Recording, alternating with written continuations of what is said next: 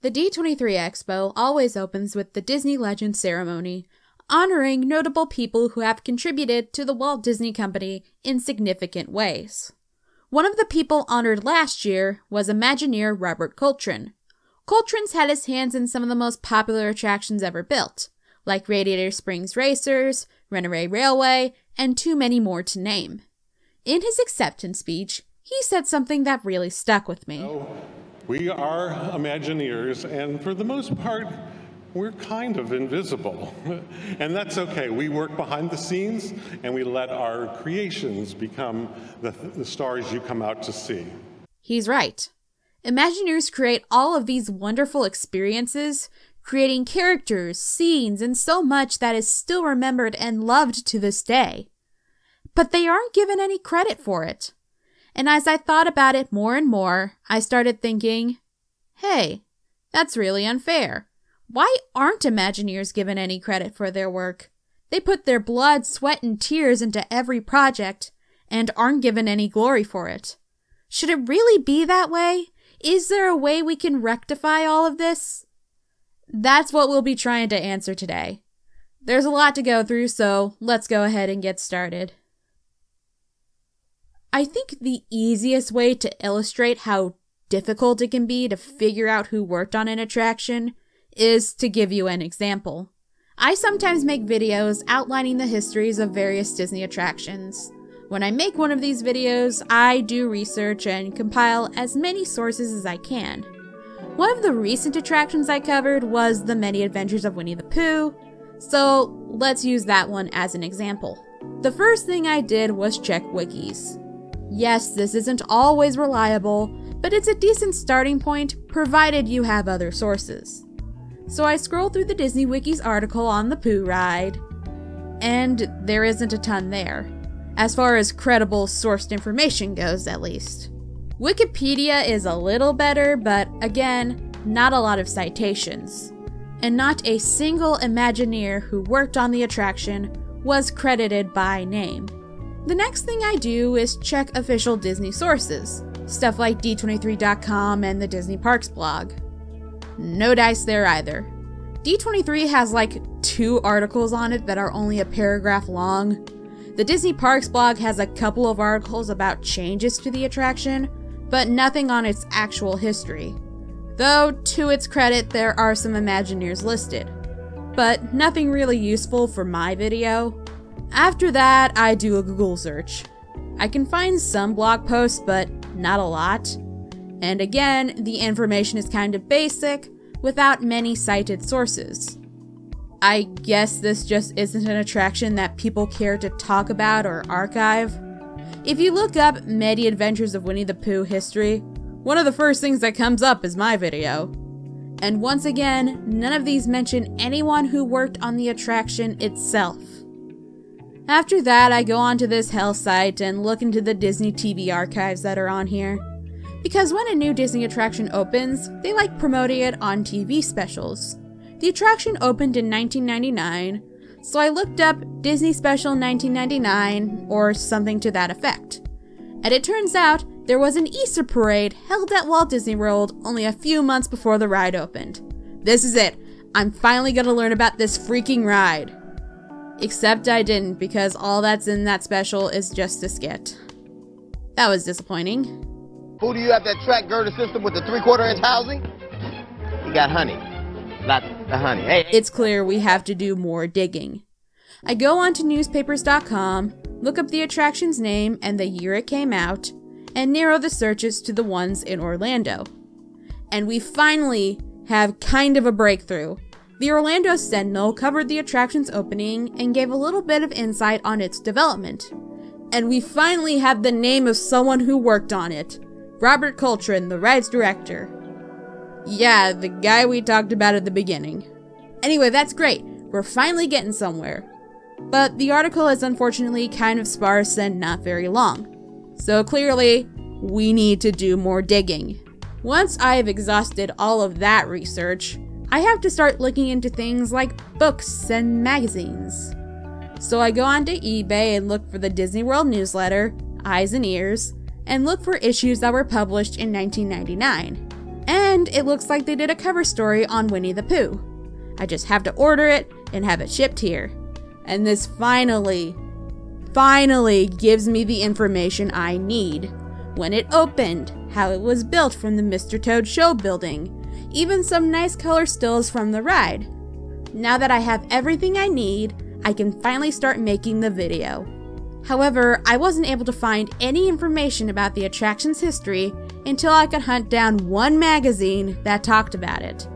And getting that magazine sent me back around 15 bucks. And that Orlando Sentinel article is only accessible through newspapers.com, which you need a subscription to use, 13 bucks a month.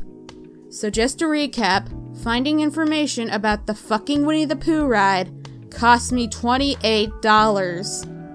This is what your Patreon money is paying for, folks. I'm not complaining about having to spend money on research. I understand that comes with the territory. My point is that even with all of that digging and all of that money I spent, I still haven't learned who worked on the damn thing. I have two names, Robert Coltrane and Lori Coltrane, the ride's directors. I don't know who designed the animatronics, or who designed the scenes, or who wrote the ride script, or any of the hundreds of other artists and engineers who worked on the attraction are. You want to know why I haven't made a history of video in a while?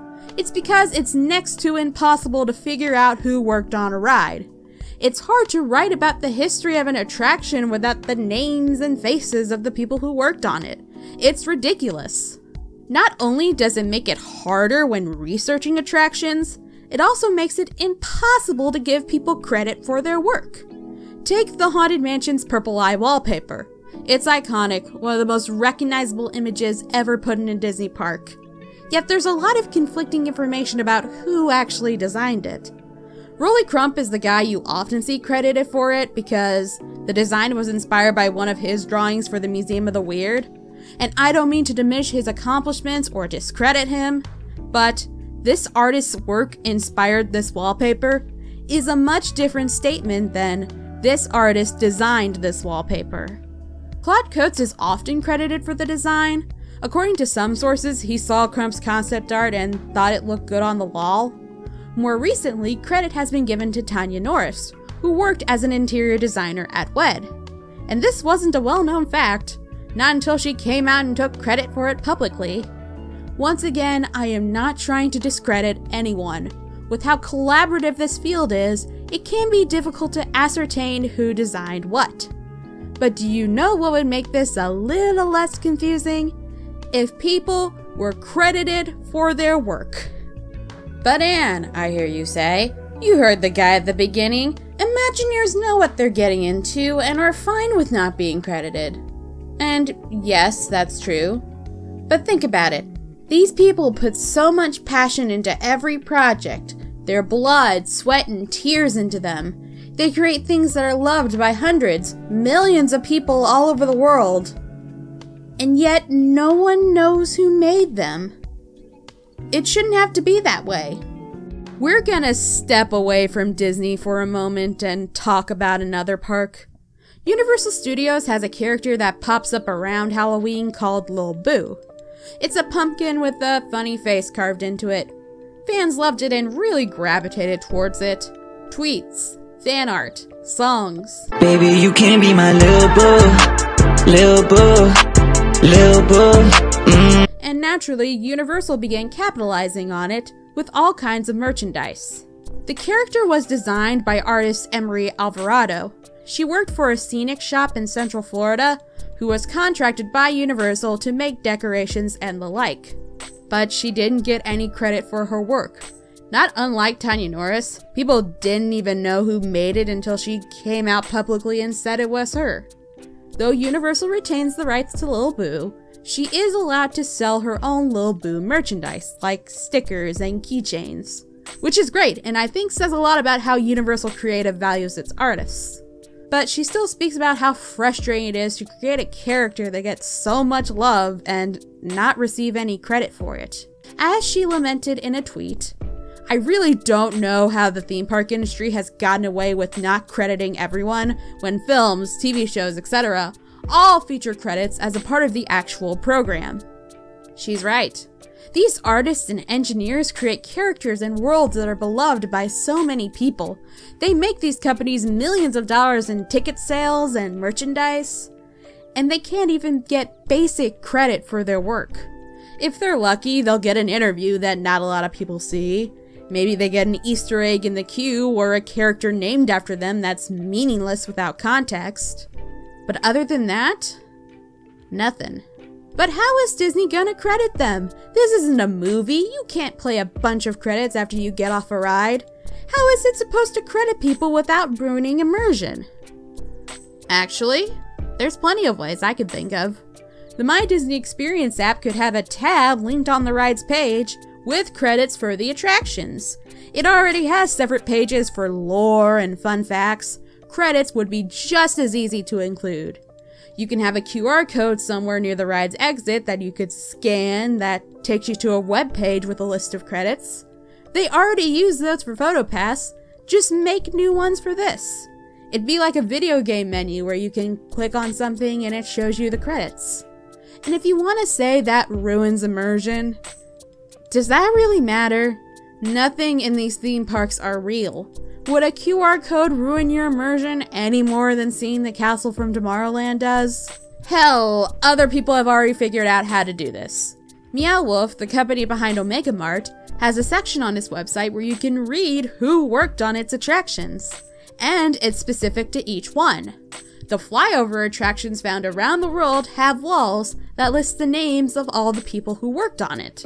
Everyone from the pilots, to the cinematographers, to the composers. Sure, this wouldn't work for every attraction, but I think it could work for some. Like with PhilharMagic, when you first enter the lobby before going into the theater, the walls are just blank. Put a mural there with the names of all the animators and directors. Or do a quick credit scroll while people are sitting down or leaving the theater. With that QR code posted at the exit or in the gift shop, so people who didn't see the whole thing can still know who worked on it. Now, while I say these are simple solutions, I'm aware of some issues that can arise from this. And these are all hypotheticals, of course. For older attractions, verifying who worked on them might be difficult, especially since those Imagineers are either very old or no longer with us. If Disney ever did this, I wouldn't expect it all to happen overnight. But for the current attractions, just keep track of who's working on them. If movies can keep track of the thousands of creatives and artists who make a project happen, then surely theme parks can. Unfortunately, some will still have to fight to get their names included, but people have been fighting that battle for as long as the industry has been around. If anything, more people going public about it would make the fight easier. The title of this video is admittedly kind of a misnomer. Yes, this isn't just a Disney problem, it's a problem with the entire industry, but it's important nevertheless. There isn't a ton that your average fan can do about it, and I'm under no delusion that my video is going to solve anything. However, the first step in solving a problem is acknowledging that one is there to begin with. So my advice? If you come across a video, article, or whatever that talks about the people behind attractions, watch or read them, learn their names, find out about their work, uplift their voices. Whether they be a lead ride director, an interior designer, or a contracted artist. Everyone and anyone who worked on a project deserves to have credit for their work. And, as recent events have proven, if enough people make enough noise about something, we can make real change happen. And that concludes the video. Quick heads up, I'll be pulling back from videos for the next couple of months. I have real life obligations that are taking precedent at the moment, so I won't be able to devote as much time to making videos as I usually do. If you want to be up to date and know when the next one's coming out, be sure to subscribe and hit the bell. That's all the time I've got for today. Thank you so much for watching as always, and I will talk to you guys soon. Take care.